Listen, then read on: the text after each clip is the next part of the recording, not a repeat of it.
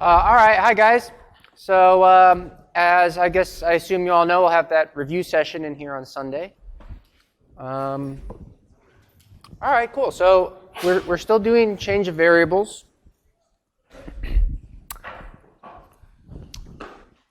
I'm trying to think if there's any other announcements I was supposed to make. Any questions on anything before we get to the math? Okay, so returning to change of variables.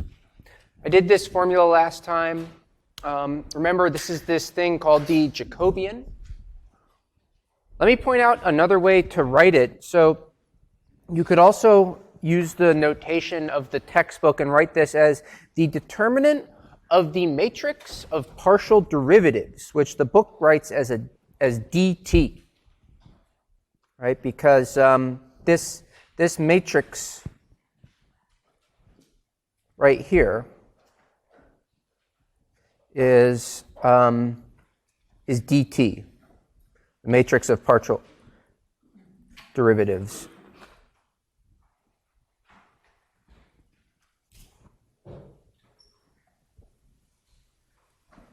Of t.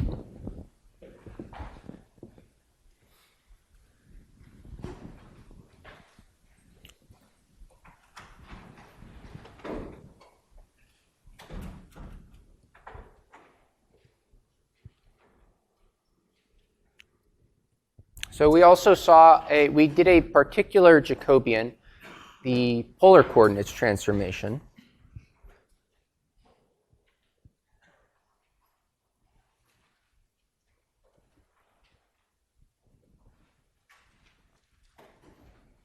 If t of r theta was r cos theta, r sine theta,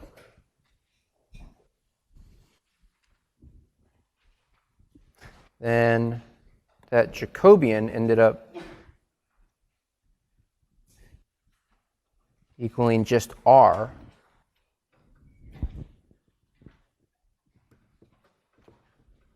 So, okay, let's apply this then. We've done all this setting up for a change of variables. What's it actually useful for? How about an example I did in class a couple weeks ago? I did a cone, and at one point I said, to heck with this. This is too hard to actually integrate. Let's just use a table of integrals. Or you could also use trig substitution, although even then it's kind of hard. Let me remind you of what that troubling integrand was.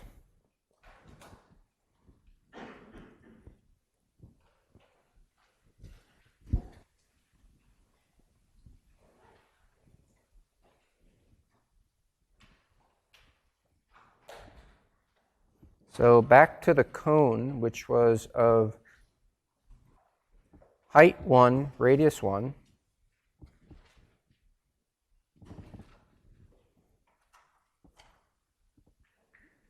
It looked like this.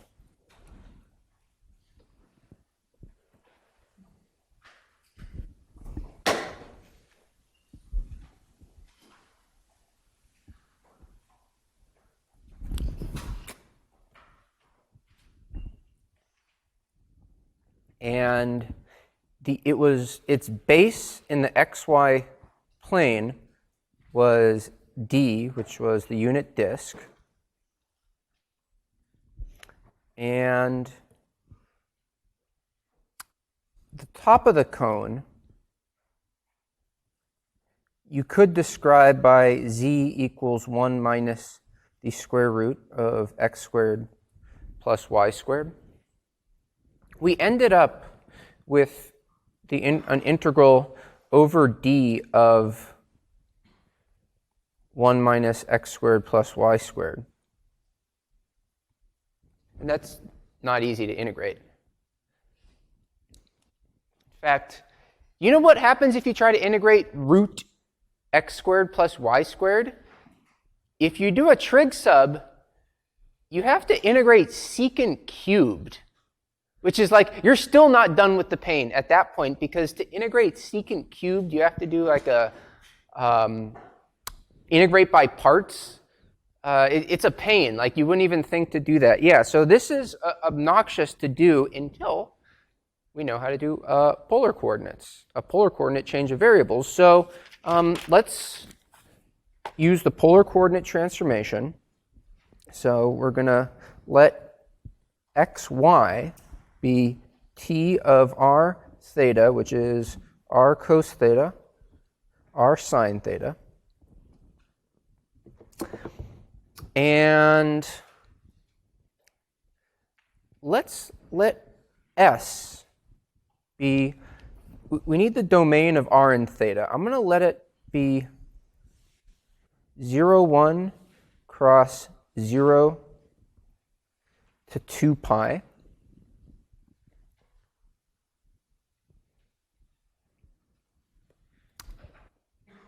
Then t, oh, oops, sorry, that should be S star to be consistent with notation. S star is 0, 1 cross 0 to 2 pi. So then t of S star, what is t of S star? It's not quite the whole disk, right? We discussed some issues of mapping polar to the disk. There was some issues of 1-to-1. Like, for example, at r equals 0, no matter which direction you're pointing, no matter what your theta is, you're still at the origin. So the mapping's not going to be 1-to-1 when r is 0. And I just excluded 0, as you can see. I'm not including it. T of S star is, I'll call it S for now. It's the set of x, y, such that 0 is less than x squared plus y squared is less than 1. So it's the punctured unit disk. All right, what does that look like? It's the disk, but it's missing a hole right at the origin. If we integrate over the punctured unit disk, then we're only excluding a single point from our integral. There's no volume over a single point. So this shouldn't affect our calculation. We should still be able to get the volume of C, which was this the first integral. So what's the point? The volume of C, by the change of variables theorem, should equal the integral over what I called S star 1 minus, and now I replace x and y with what they are in terms of polar coordinates, which is r cos theta squared plus r sine theta squared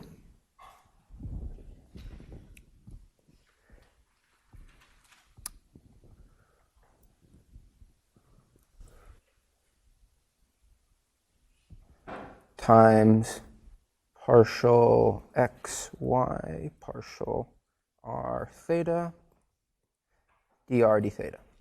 Okay, so that's what the change of variables theorem says. Any questions on that? Notice that here, okay, actually, so let me simplify this. This is, this right here is just r squared. And this term right here is just r.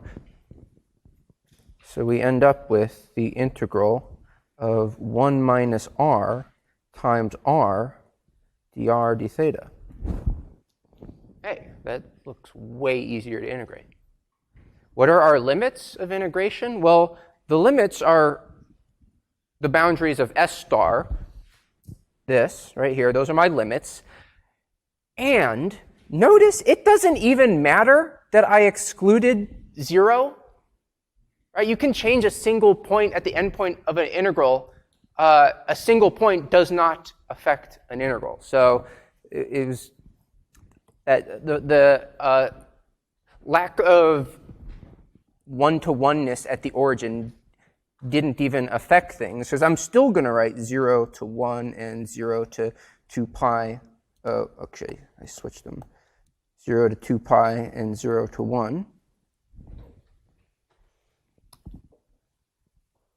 And, okay, what do we get? That's, there's no theta dependence in the integral anywhere, so I can just pull out a 2 pi. Or in fact, let me write it like this. So this is the integral of from 0 to 2 pi d theta times the integral of 0 to 1 of r minus r squared dr.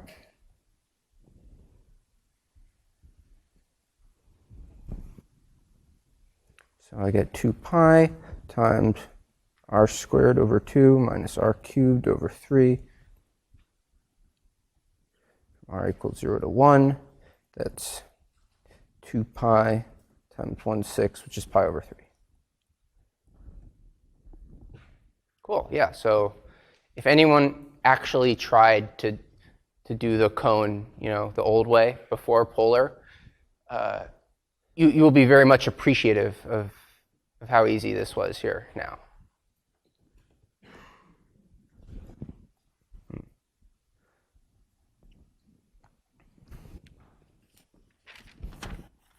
Any questions?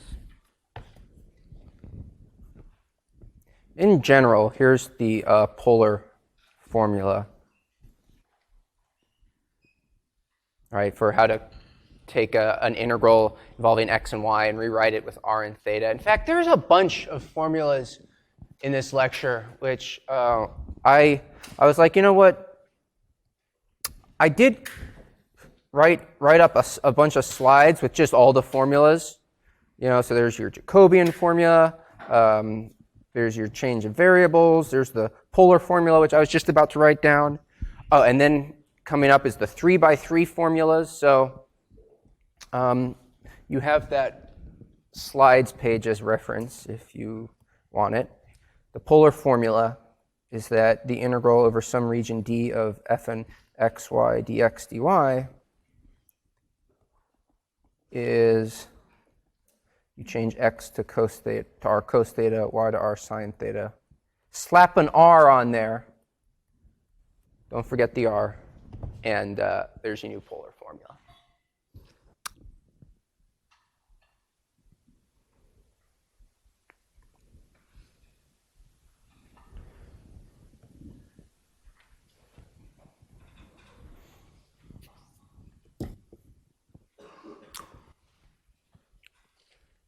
Okay, shall we move on to triple integral change of variables? Let's do it.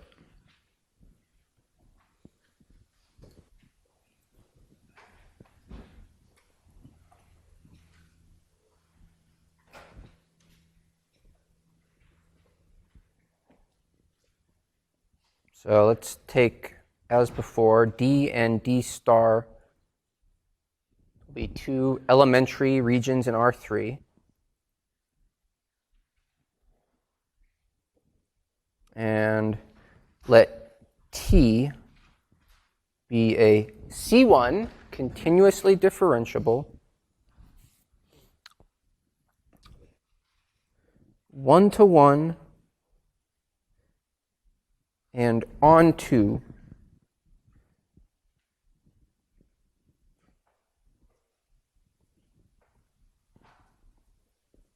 transformation from D star to D.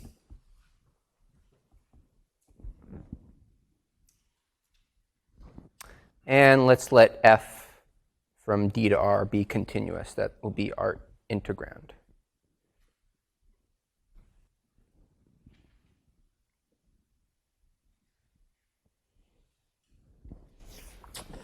Okay, let me try to write it here. This is probably going to take me 2 lines. So the integral over D of f of x, y, z, dx, dy, dz equals the integral over d star of f of x of u v w, y of u v w, z of u v w times this like 3D version of the Jacobian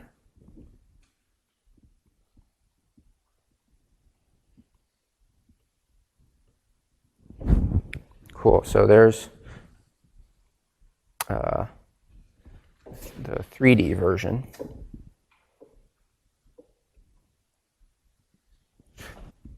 Where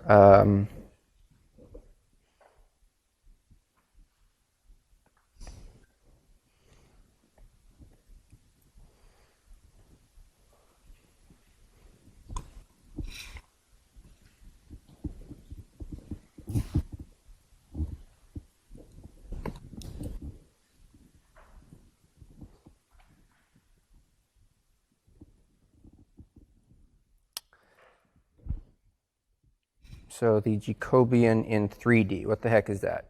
Well, in 2 dimensions, the Jacobian was the determinant of the matrix of partial derivatives of the transformation, and that's still what it is. Except now the matrix of partial derivatives of the transformation is a 3x3 matrix instead of a 2x2. So that Jacobian, partial x, y, z over partial u, v, w it's still the determinant of dt, which is the determinant of, it's going to be tough to write, partial x, partial u, partial x, partial y, partial x, partial v, partial x, partial w, partial y, partial u, partial y, partial v, partial y, partial w, partial z, partial u, partial z, partial v, partial z, partial w. Whew.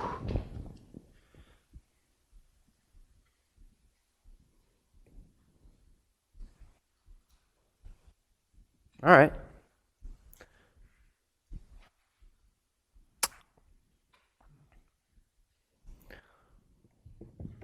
So I'll do some examples. There's 2 particularly important examples in 3D, obviously. Our 2 curvilinear transformations, cylindrical and spherical.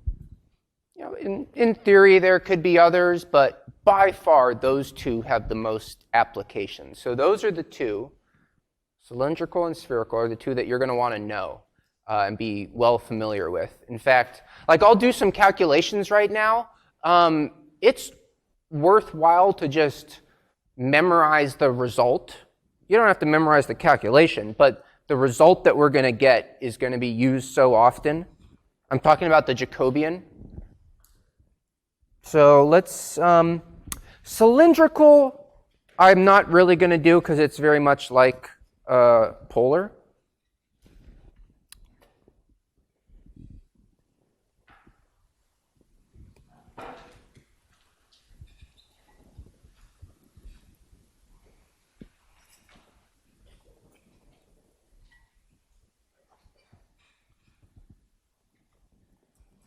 There's, cylindrical and spherical.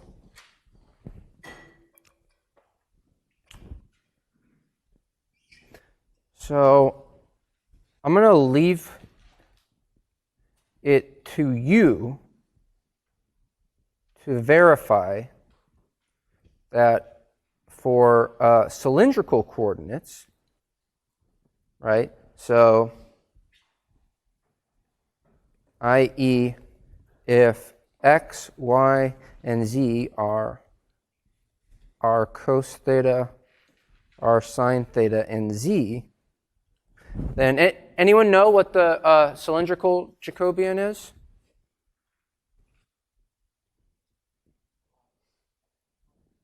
It is just R, the same as the polar one. Yeah. Because like z, all you did was add a z component, but the z scale you didn't change the z coordinate, so the volume didn't change in the z direction. So we just, as with polar, we just get R. You can see the formula if you want to look at the slides page then for what the change of variables theorem for cylindrical is, if you choose to look at it.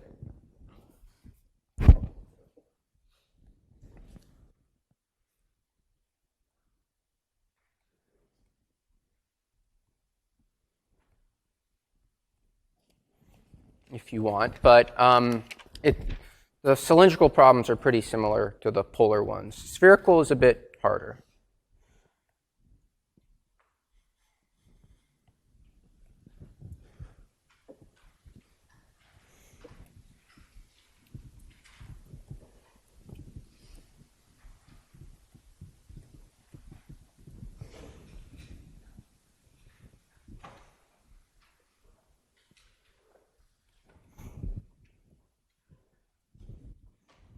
Okay, so I'll do some of the work on the spherical. In spherical, x, y, and z are equal to rho sine phi cos theta, rho sine phi sine theta, and rho cos phi.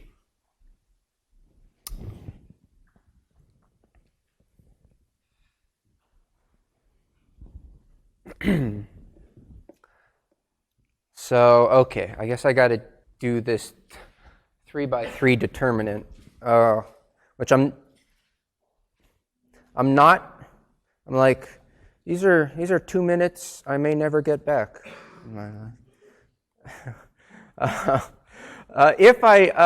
If I were to, here's what I do. I do dx dy z, d rho, d theta, d phi. So, you know, it's the determinant of this big thing. Like I'd be impressed if someone could tell me what's the first entry of this matrix.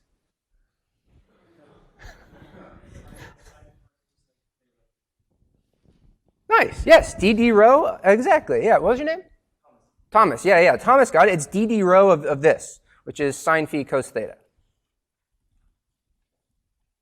And the next term would be dd theta of the same term, which would be negative rho sine phi sine theta.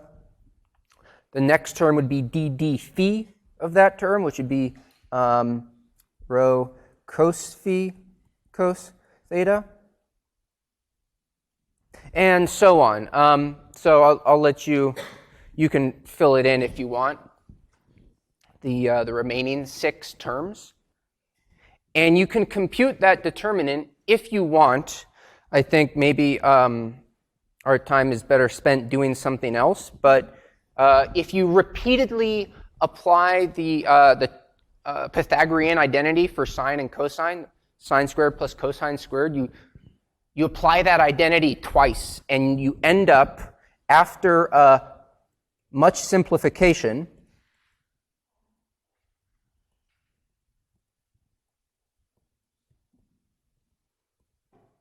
this ends up equaling negative rho squared sine phi.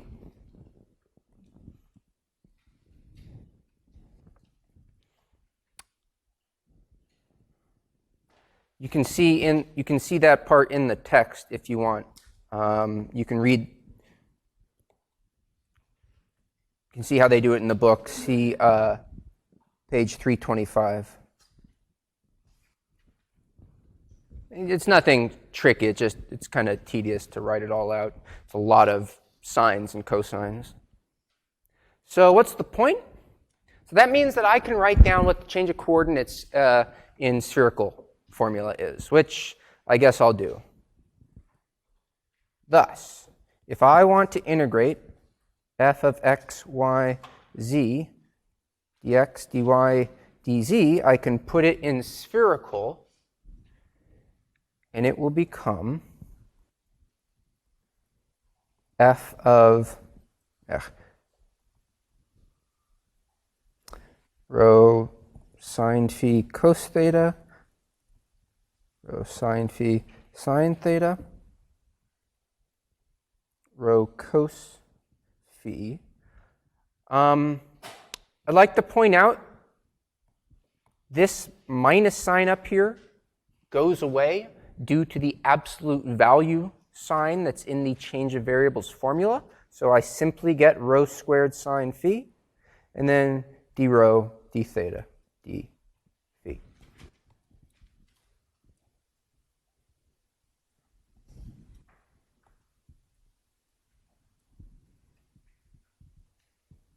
Okay, so there's the spherical formula.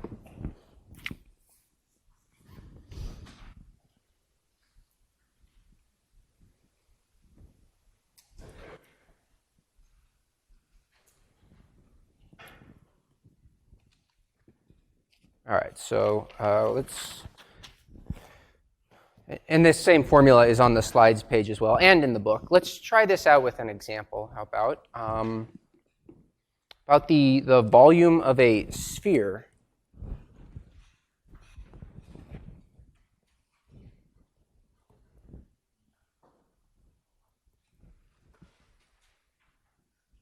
or a ball rather. So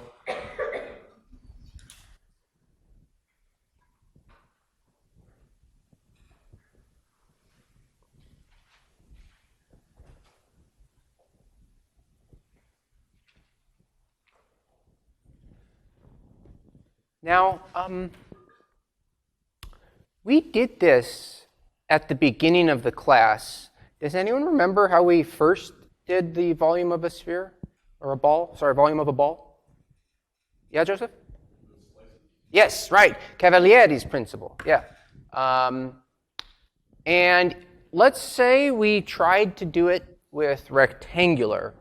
So in this exam we've got coming up, it's all about visualizing shapes in 3D, being able to set up the bounds. So how could we set this up if we tried to do this problem using 3D? So if this is the x, y, and z axis,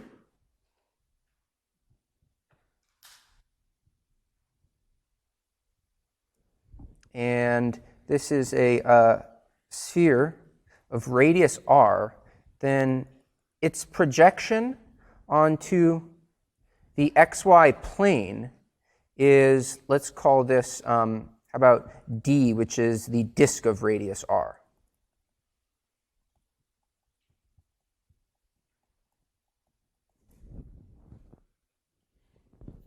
And the upper hemisphere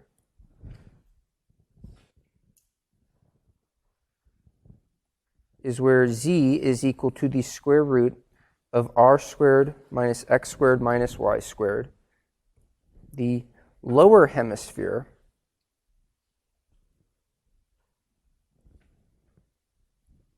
is where z is negative the square root of r squared minus x squared minus y squared. So the volume of B would be, and this is something that you should be able to do, you know. I'm not going through all the details because I kind of already have, but you find that it ends up being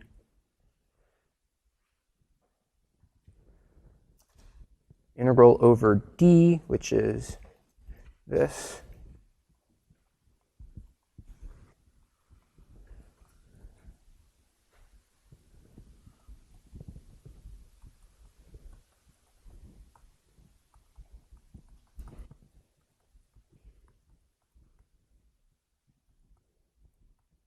Okay, so does this look like a fun integral? No. Yeah, I think I did this once a few weeks ago, and I was like, preparing a lecture, and oh, it was not pleasant. Got to do some nasty trig substitutions, and it's especially maddening when there's another way to do it, which is pretty easy actually, as we're going to see. So let's do this in, well, naturally, let's do it in spherical coordinates. So let's let x, y, z be rho sine phi cos theta, rho sine phi sine theta, and rho cos phi. Okay. What's the domain of, if this is my transformation, t of rho theta and phi? Right, so the problem is t,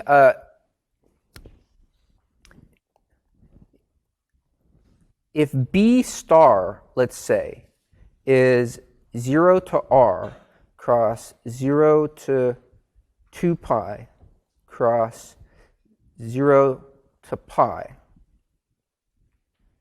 then t does indeed take b star to b, and in fact, it's on to. It's not 1-to-1, but where's it not 1-to-1?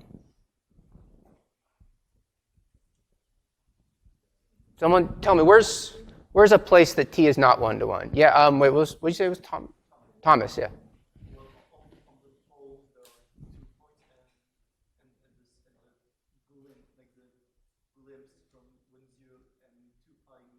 Yeah, right, yeah. It's kind of like, I wonder if I can draw it. It would be like up and down, and then also at 2 pi, at 0, we already got 0. So those red areas, again, they take up no volume. If you eliminated those, you're not eliminating any volume from your integral. I could I could replace 2 pi with the open interval. I could replace 0 and pi for phi by the open interval. In fact, I could even replace 0 with the open interval. It doesn't affect the triple integral, right? So this doesn't matter. It's the point. We got what we needed though, which was a 1-to-1 onto map, or at least it's 1-to-1 enough, except in a finite set of points that aren't going to affect our integrals. So let's see what we get.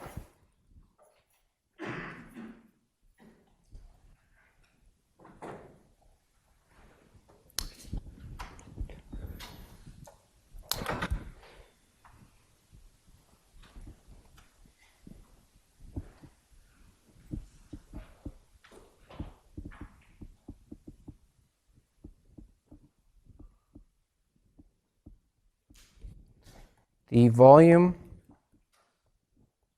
of B then will be the integral over B star of, well, still of 1. My area element,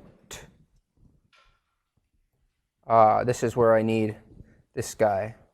That's why we calculated the rho squared sine phi. So times rho squared sine phi, d rho, d theta, d phi.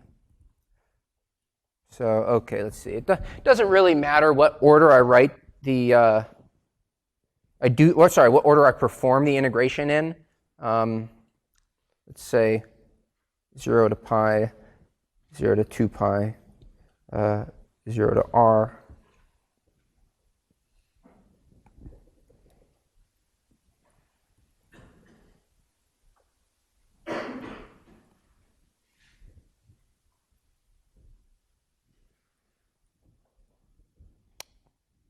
Notice that the integrand is a product.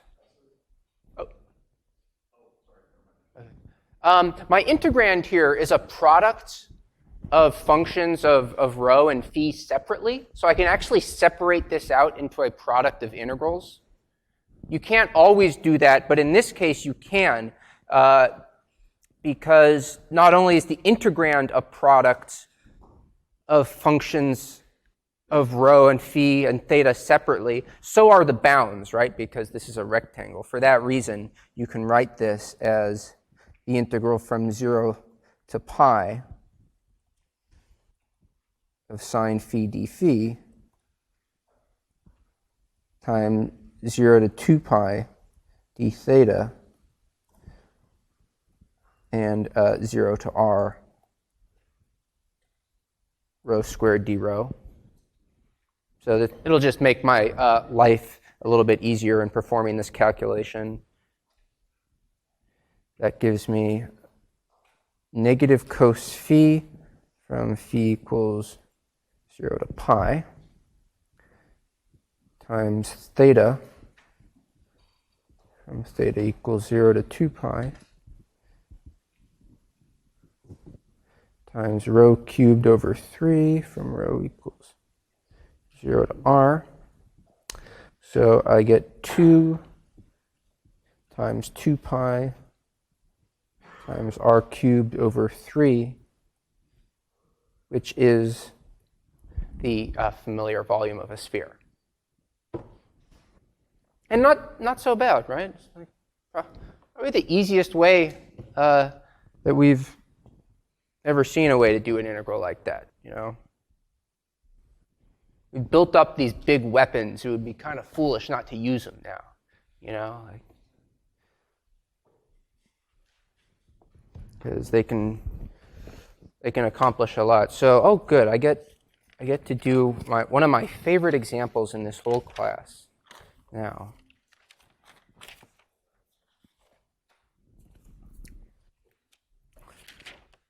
So my last example today will be another example, another application of change of variables.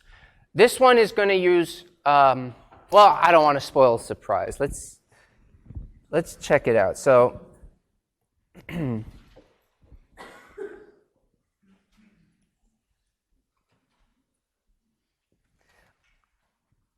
remember back in like week 1, at some point, we had to integrate e to the x squared. And you remember when we were talking about this one? Right. Yeah, you can't do it. Yeah. That does not have an elementary antiderivative. Similarly, neither does e to the negative x squared, which is the one I want to talk about today. E to the negative x squared, anyone know what this function is called? It's the bell curve, yeah. It also has I mean, that's what its graph looks like. It's the Gaussian, yeah, it's the Gaussian. The famous Gaussian. Gauss will come up a number of times in this class. In fact, the class will culminate, one of our last classes will be about so-called Gauss's law. The Gaussian is an extremely important function that is ubiquitous in all of mathematics. It's fundamental to the study of probability and statistics. And anything involving randomness, number theory, harmonic analysis, Fourier analysis, it's kind of a beautiful, amazing function which has a lot of beautiful properties which I could probably spend way too much time talking about. But suffice to say, it's important that we be able to integrate it. It's very important for a lot of reasons. And maybe we can't find an antiderivative. Could we at least find the total amount of area beneath this curve from negative to positive infinity? So in other words, what I'm asking is, if you graph this function, it looks like this bell curve. So there's y equals e to the negative x squared. And we would very much like to know what the area under that curve is. And it's given by this integral, except we don't have a way to do that integral. We don't know what an antiderivative. To this day, no one knows.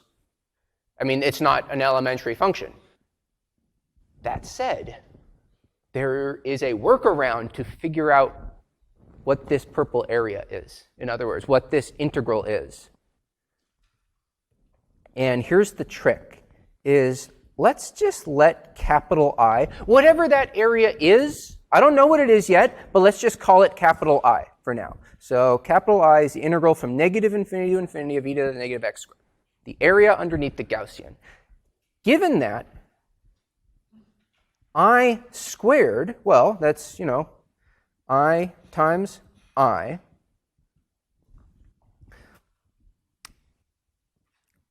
which is negative infinity to infinity e to the negative x squared dx times itself.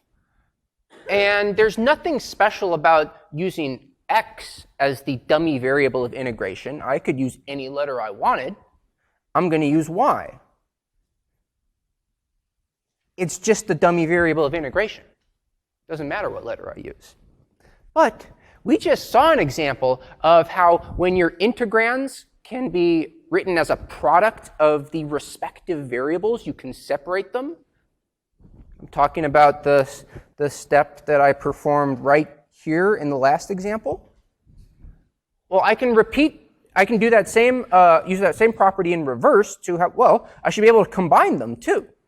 So I can combine these integrals as e to the negative x squared times e to the negative y squared dx dy, or negative infinity to infinity, negative infinity to infinity, e to the negative x squared plus y squared dx dy. Now, we still don't have a way to evaluate this. I still don't know what this is, but I know what it's an integral over. This is a two-dimensional integral over the xy plane, the entire plane. In fact, I wonder if I can even attempt to draw this. Like, it looks like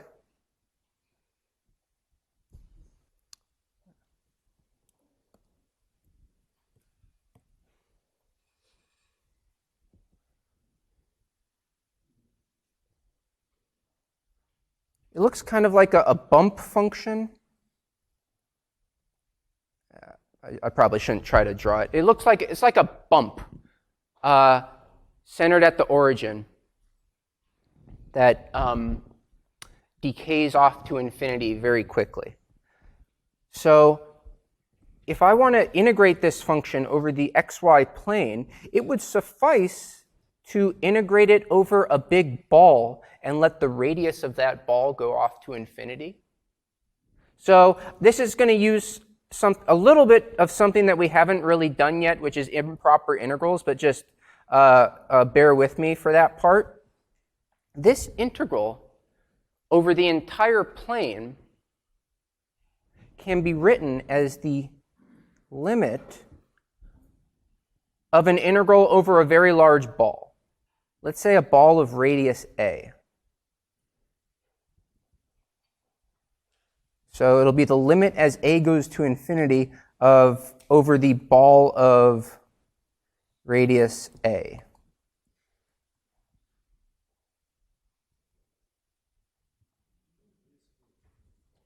Oh, sorry, disk, yeah, disk. Disk of radius a, rather, yeah.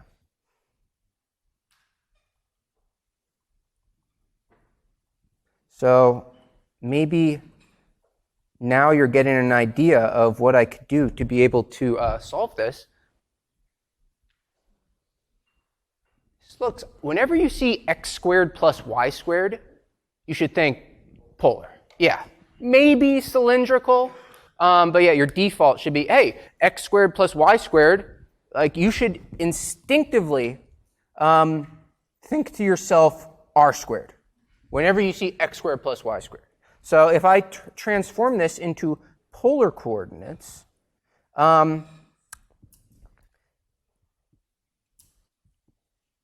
this set right here, like I said, it's a big disk of radius a in the xy plane. And certainly as that radius gets to be infinite, that disk will cover the entire plane. So you should believe this part about writing it as a limit of a very large disk. So transforming this into polar coordinates, we get the limit as the radius of the disk goes to infinity of, okay, well, we know how to integrate over a disk. That's 0 to 2 pi and 0 to a for my theta and r limits.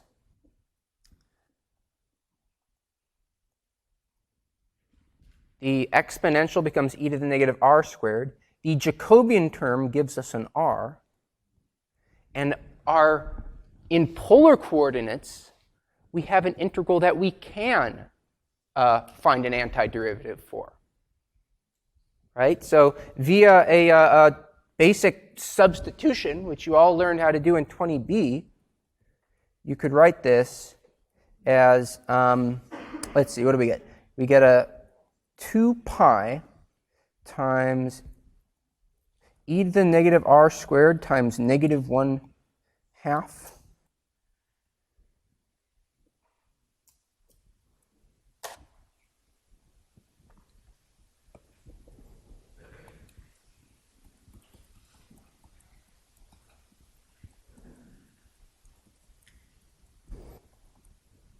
So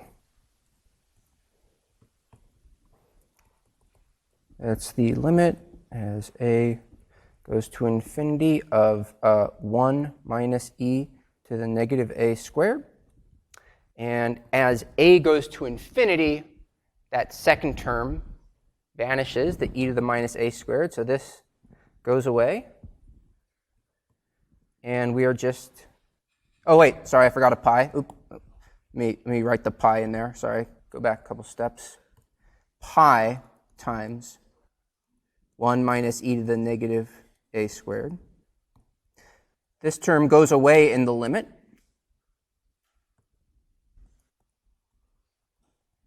And we just get pi. And what was all that? That was I squared, right? So I squared is equal to pi.